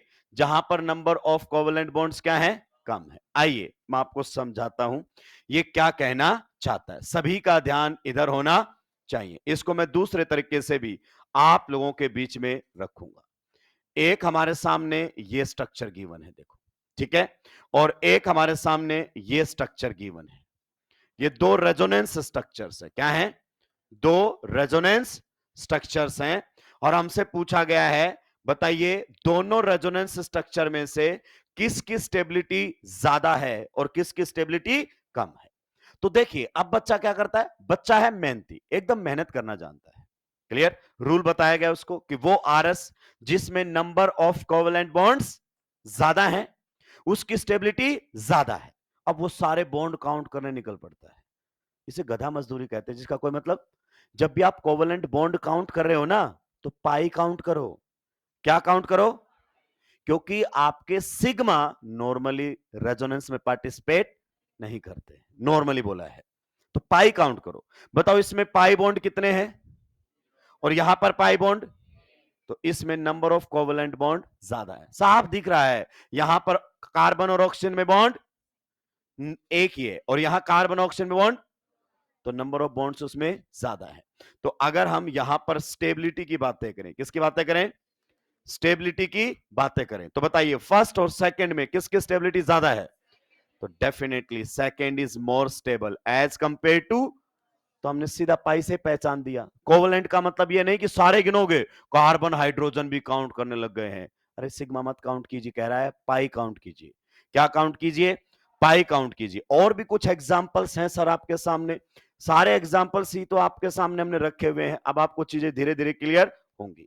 मान लीजिए एक आपके सामने ये है रेजोनेंस स्ट्रक्चर और एक ये है रेजोनेंस स्ट्रक्चर, और मैं आपसे जानना चाहता हूं कि बताइए कौन सी रेजोनेंस स्ट्रक्चर जो है वो आपकी ज्यादा स्टेबल है? कौन सी रेजोनेंस स्ट्रक्चर है जो आपकी ज्यादा स्टेबल है? तो आप देख पा रहे होंगे इसमें कोवेलेंट बॉन्ड कम है और इसमें कोवेलेंट बॉन्ड, और कोवेलेंट का मतलब तुम पाई पर ध्यान दो। किस पर ध्यान दो? आप काउंट कर लेना घर पे जाकर, इसमें ज्यादा मिलेंगे कोवेलेंट बॉन्ड्स। सिग्मा पाई दोनों को ही कोवेलेंट कहते हैं। क्लियर? इसका मतलब अगर मुझसे फिर क्या पूछी जाए दोस्त? स्टेबिलिटी। क्या पूछी जाए?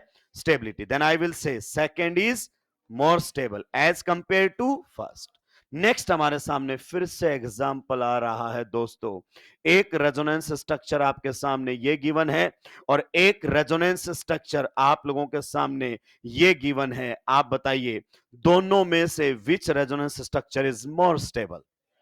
दोनों में से which resonance structure is more stable?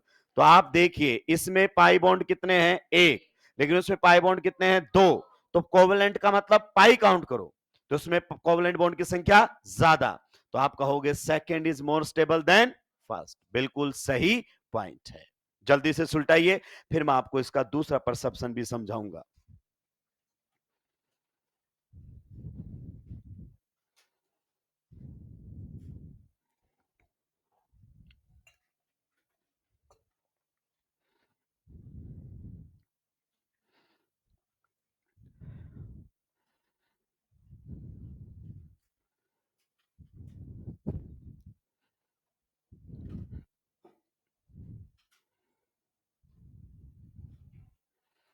जल्दी जल्दी सुलटाएंगे दोस्तों।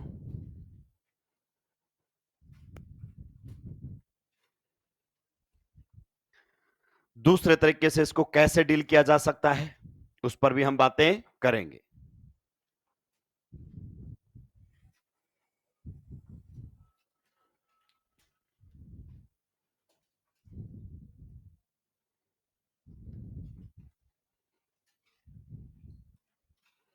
तो दो रेजोनेंस स्ट्रक्चर आपके सामने दी गई है और उनकी स्टेबिलिटी पर बातें कर रहा है। एक में कोवेलेंट बॉन्ड ज्यादा है और एक में कोवेलेंट बॉन्ड कम है। तो किसकी स्टेबिलिटी ज्यादा होगी? जिसमें कोवेलेंट बॉन्ड ज्यादा है। सुलटा दिया सभी ने? देखो अब इसको दूसरे तरीके से भी लिखा जा सकता है, नोट लगा के लिखते ही आपको समझ में आ जाएगा। नोट लगा के लिख दो इसमें। दूसरा तरीका इसको पहचानने का क्या है, नोट लगाकर, RS having complete octet of each atom, RS having complete octet of each atom, RS having complete octet of each atom, bracket में लिखो एक्सेप्ट हाइड्रोजन, क्योंकि उसका कभी हो भी नहीं सकता, एक्सेप्ट हाइड्रोजन, एक्सेप्ट हाइड्रोजन। अच्छा हाइड्रोजन का क्यों नहीं हो सकता, हाइड्रोजन का डुप्लेट होता है ना, वैलेंस शेल में मैक्स टू मैक्स दो ही तो इलेक्ट्रॉन आते हैं। तो RS having complete octet of each atom, bracket में except hydrogen, are more stable, are more stable, are more stable. दूसरे तरीके से इसको ऐसे भी देखा जा सकता है। आइए नजरिया बदलते हैं देखने का। आप बताओ यहां पर कार्बन के वैलेंस शेल में कितने इलेक्ट्रॉन्स हैं, जब भी कार्बन पर पॉजिटिव चार्ज कार्बो केटायन, कितने इलेक्ट्रॉन्स है वैलेंस शेल में, 6। 6 का मतलब इनकम्प्लीट ऑक्टेट, सही बात है कि नहीं है। तो इधर देखो सभी, इस वाली आरएस में आपके कार्बन का ऑक्टेट इनकम्प्लीट है, पर इस वाली आरएस में अगर आप गौर से देखोगे तो बताइए इसके वैलेंस शेल में कितने इलेक्ट्रॉन्स हैं, 8 इलेक्ट्रॉन्स, 4 बॉन्ड बना रखे इसने। 8 इलेक्ट्रॉन्स का मतलब क्या है, कंप्लीट ऑक्टेट। क्या ये पॉइंट आपको समझ में आया कि नहीं आया। अब आप बोलोगे सर ऑक्सीजन, तो दोस्तों गौर से देखो, ऑक्सीजन पर पॉजिटिव चार्ज है कितने बॉन्ड के साथ, 3 बॉन्ड के साथ। ऑक्सीजन पर 3 बॉन्ड के साथ पॉजिटिव मतलब कंप्लीट ऑक्टेट। और यहां तो साफ दिख रहा है कितने बॉन्ड है, 3, मतलब 3 दूनी 6 और 1 लोन पेयर। ऑक्सीजन जब 2 बॉन्ड बनाता है तो कितने लोन पेयर रखता है, 2, तो 1 लोन पेयर शेयर किया है। क्लियर। तो अभी देखो एक लोन पेयर अभी भी बचा हुआ है, तो ऑक्टेट अभी भी कंप्लीट है। नेक्स्ट वाले में फिर से गौर से देखिए, इस कार्बन के वैलेंस शेल में कितने इलेक्ट्रॉन्स हैं, 6, मतलब this carbon is having incomplete octet, but in this structure it is having how many electrons in valence shell, 8 electrons, complete octet। इधर देखिए नाइट्रोजन का भी ऑक्टेट क्या है, कंप्लीट, क्योंकि नाइट्रोजन ने कितने बॉन्ड बना रखे हैं दोस्तों बताओ, 4। 4 का मतलब 8 इलेक्ट्रॉन्स, तो ऑक्टेट क्या है, कंप्लीट। तो इसमें इसका ऑक्टेट इनकम्प्लीट है, उसमें कंप्लीट है। तो RS having complete octet are more stable, ये भी यही कह रहा है, सेकंड ज्यादा स्टेबल होना चाहिए फर्स्ट से। तो ये पॉइंट कहीं कंट्रोवर्सी में नहीं है। अगले में बताओ, फिर से कार्बन पर कैसा चार्ज है बताओ, पॉजिटिव चार्ज, तो इसके वैलेंस शेल में बताओ कितने इलेक्ट्रॉन्स हुए, 6 इलेक्ट्रॉन्स। पर यहां पर इसके वैलेंस शेल में कितने इलेक्ट्रॉन्स हैं, 8 इलेक्ट्रॉन्स। ऑक्सीजन पर 3 बॉन्ड के साथ पॉजिटिव मतलब कंप्लीट ऑक्टेट, क्योंकि ऑक्सीजन जब 2 बॉन्ड बनाता है तो 2 लोन पेयर रखता है, और ऑक्सीजन 3 बॉन्ड बनाता है तो 1 लोन पेयर रखता है। तो इसमें इनकम्प्लीट ऑक्टेट, उसमें सभी का ऑक्टेट कंप्लीट है। अगर किसको छोड़ दिया जाए, आपके हाइड्रोजन को छोड़ दिया जाए, तो कई बार आपके सामने इस तरीके से भी बातें आ जाएंगी जिनका मतलब क्या है, सेम। सुलटाइए जल्दी से, अगला पॉइंट लिखेंगे।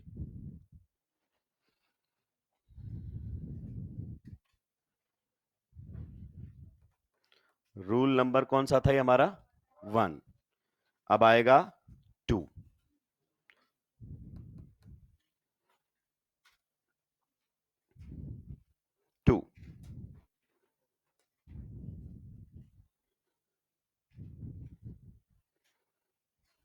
सुलटा दिया है। हम रूल्स को इन्हीं सीक्वेंस में भी अप्लाई करेंगे जिस सीक्वेंस में लिख रहे हैं।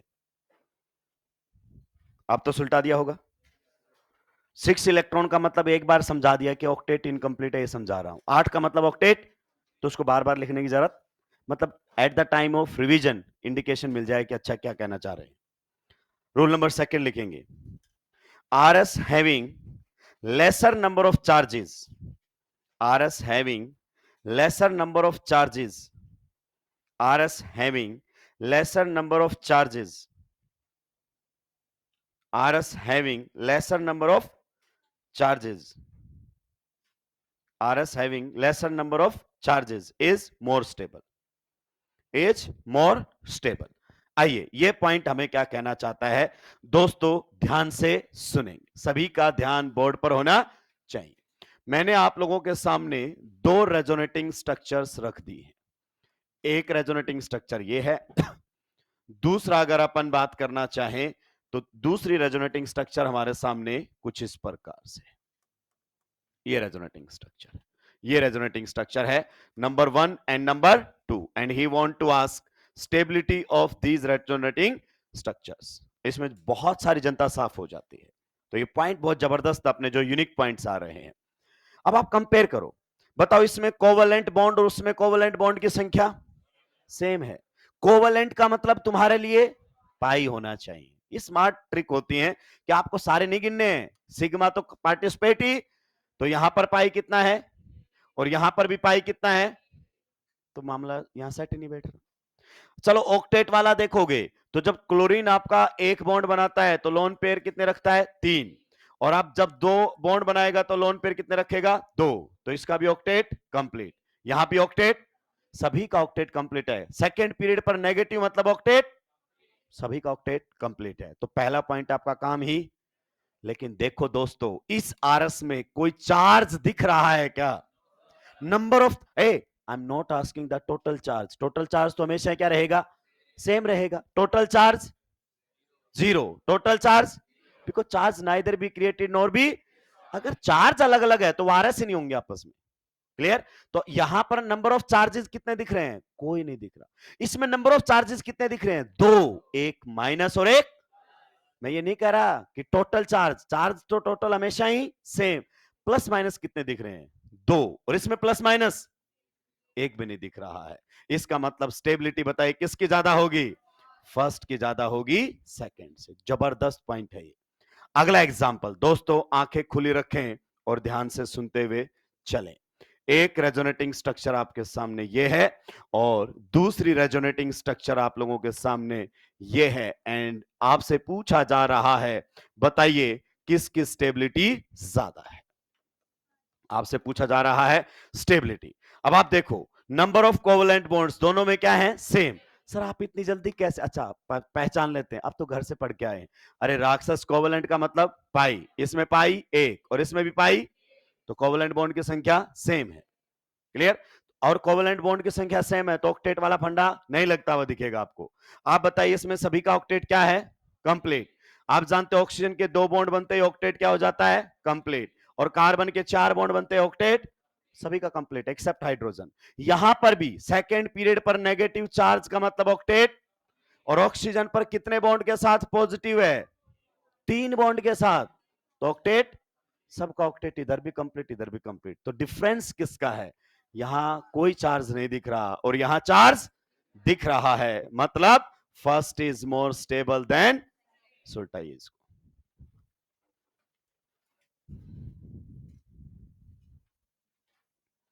जल्दी जल्दी सुलटा देंगे दोस्तों।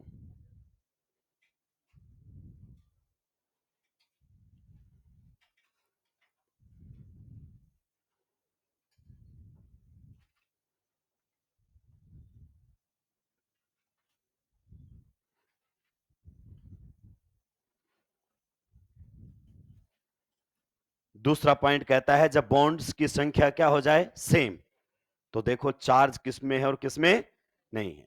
नंबर ऑफ चार्जेस जितने कम होंगे आरएस की स्टेबिलिटी उतनी ज्यादा होगी। सुलटा दिया है क्या? अब आ जाते हैं नंबर 3 पर, और नंबर 3 करता है किसकी बात, चार्ज लोकेशन की, चार्ज लोकेशन की।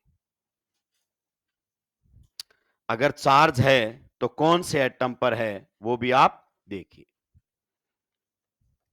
Negative charge on more electronegative atom, negative charge on more electronegative atom, more stable।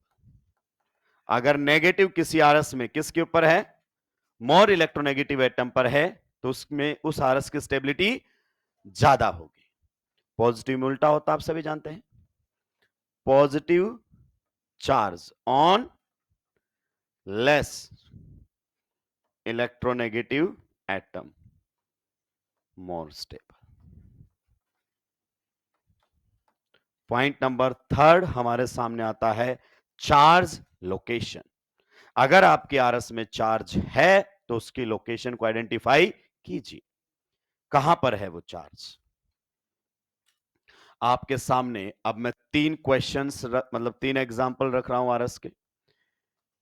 एक आरएस ये है जहां नेगेटिव चार्ज कार्बन पर है, एक रेजोनेटिंग स्ट्रक्चर ये है जहां नेगेटिव चार्ज ऑक्सीजन पर है, एक रेजोनेटिंग स्ट्रक्चर ये है जहां नेगेटिव चार्ज नाइट्रोजन पर है। एंड दोस्तों आपको बताना है स्टेबिलिटी। चलाएंगे अपने खानदानी दिमाग को और देंगे इसका जवाब जल्दी से जल्दी। देखो इससे ऊपर वाले कोई पॉइंट काम नहीं कर रहे होंगे, इससे ऊपर वाले दोनों पॉइंट काम नहीं कर रहे। आप बताइए इसमें कोवेलेंट बॉन्ड जितने हैं क्या उसमें भी उतने ही हैं? कितने पाई बॉन्ड है इसमें और इसमें भी कितने हैं? तो मानकर चलना कोवेलेंट बॉन्ड सेम मिलेंगे। क्लियर? इसमें भी कितने पाई बॉन्ड हैं? 2, तो कोवेलेंट बॉन्ड सेम, मतलब ऑक्टेट सभी में ही कंप्लीट होगा। ऑक्टेट वाला पॉइंट हट गया आपका। फिर हम देखते हैं चार्जेस। बताओ इसमें कितना चार्ज दिख रहा है? 1, इसमें भी और इसमें भी। दूसरा पॉइंट काम नहीं कर रहा क्योंकि नंबर ऑफ चार्जेस जितने कम स्टेबिलिटी उतनी, लेकिन सभी आरएस में कितना चार्ज दिख रहा है? 1, तो ये पॉइंट भी काम। अब आता है अगला पॉइंट, कहता है चार्ज लोकेशन। क्या आपके आरएस में चार्ज है? तो कहता है वो कौन से एटम पर है ये आइडेंटिफाई करो।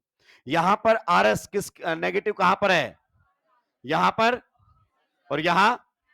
और हमने क्या कहा कि अगर नेगेटिव चार्ज मोर इलेक्ट्रोनेगेटिव पर है तो उस आरएस की स्टेबिलिटी ज्यादा होगी। तो सबसे ज्यादा इलेक्ट्रोनेगेटिविटी ईएन जानते हैं ना, ऑक्सीजन फिर नाइट्रोजन फिर कार्बन, तो सबसे ज्यादा स्टेबल सेकेंड, उसके बाद ये थर्ड है, फिर थर्ड, और सबसे कम स्टेबल फर्स्ट। सुलटाइए इसको, जल्दी जल्दी सुलटाते हुए आगे बढ़ेंगे दोस्तों, जल्दी जल्दी सुलटाते हुए आगे बढ़ेंगे दोस्तों। इसी में आप लोगों के सामने एक एग्जाम्पल और है। हर थ्योरी के साथ एग्जाम्पल है कि जो बात बोली गई है क्या आपने उसको सही तरीके से समझा भी है या नहीं। ये RS1 है और ये RS2 है और आपको बता देना है क्या? स्टेबिलिटी।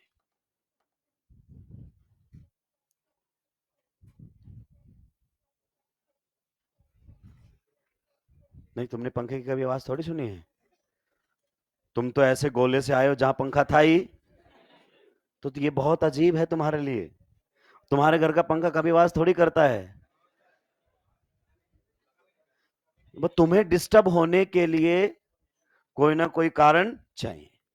बेटा मैं बता रहा हूं, अगर क्लास में तुमने हल्का सा भी फोकस हटाया तो एग्जामिनेशन सेंटर में परेशान होगे, क्योंकि जैसे आरएस की स्टेबिलिटी का क्वेश्चन एग्जाम में मिलेगा तो तुम फ्लैशबैक में जाओगे, याद करने की कोशिश करोगे और वहां पंखे की आवाज सुनाई देगी, क्योंकि मेरी बातों पर तो ध्यान था ही, पंखे की आवाज आएगी। तू बोलेगा नहीं नहीं पंखा नहीं, मास्टर क्या बोल रहा था, तो दिमाग बोलेगा उस पर तो तेरा ध्यान ही, यहां तो जो स्टोर है वही देख पा रहे हो आप। तो ध्यान आपका बोर्ड पर होना चाहिए। स्टेबिलिटी ऑर्डर बताना है 1 और 2 में कौन सा ज्यादा स्टेबल है दोस्तों। देखो दोस्तों, अगर मैं बात करना चाहूं, इसमें कोवेलेंट बॉन्ड जितने हैं उतने ही उसमें है। पाई कितना है? 1, और इसमें भी कितना है? तो पहला पॉइंट काम काउंट कर लेना, घर पे पूरा मनरेगा वाला काम करना, सिग्मा पाई सारे काउंट करना। मैं आपको अल्टरनेट बता चुका हूं कि जब भी नंबर ऑफ कोवेलेंट बॉन्ड पूछे तो सिग्मा से फर्क, क्योंकि सिग्मा तो सेम ही होते हैं आरएस में, फर्क किसका होता है? पाई। तो इजी होता है फाइंड आउट करना कि number of covalent bond same. फिर अगला पॉइंट कहता है कि चार्जेस देखो, इसमें कितना चार्ज दिख रहा है? 1, और उसमें भी, तो ये तो डिसाइड नहीं कर पाएगा। नेक्स्ट पॉइंट क्या कहता है कि चार्ज है तो चार्ज की लोकेशन देखो। बताइए यहां पॉजिटिव चार्ज किस पर है और यहां, और पॉजिटिव के केस में क्या कहा गया है? Positive charge on less EN more stable. तो कौन सी आरएस ज्यादा स्टेबल है? सेकंड। तो RS number second will be more stable as compare to first. Simple सा है। नॉर्मली नेगेटिव का एग्जांपल दिया जाता है, पॉजिटिव का एग्जांपल ही नहीं देते हम लोग। तो दोनों पर ही वैलिड है ना चार्ज की लोकेशन। तो नेक्स्ट पॉइंट जल्दी सुलटाएंगे, अगला पॉइंट भी लिखेंगे आज ही। Point number 4, point number 4, charge separation. Point number 4, fourth point आपका रहेगा किसका? Charge separation. चार्ज सेपरेशन लिख दीजिए इसमें दो बातें।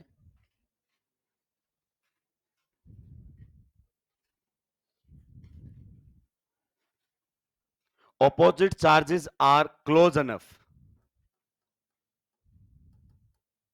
ऑपोजिट चार्जेस, ऑपोजिट का मतलब समझते हो ना, एक प्लस तो दूसरा minus. Opposite charges are close enough, मतलब अपोजिट चार्जेस जितने ज्यादा नजदीक होंगे, opposite charges are close enough, more will be the stability of RS. More will be the stability of RS.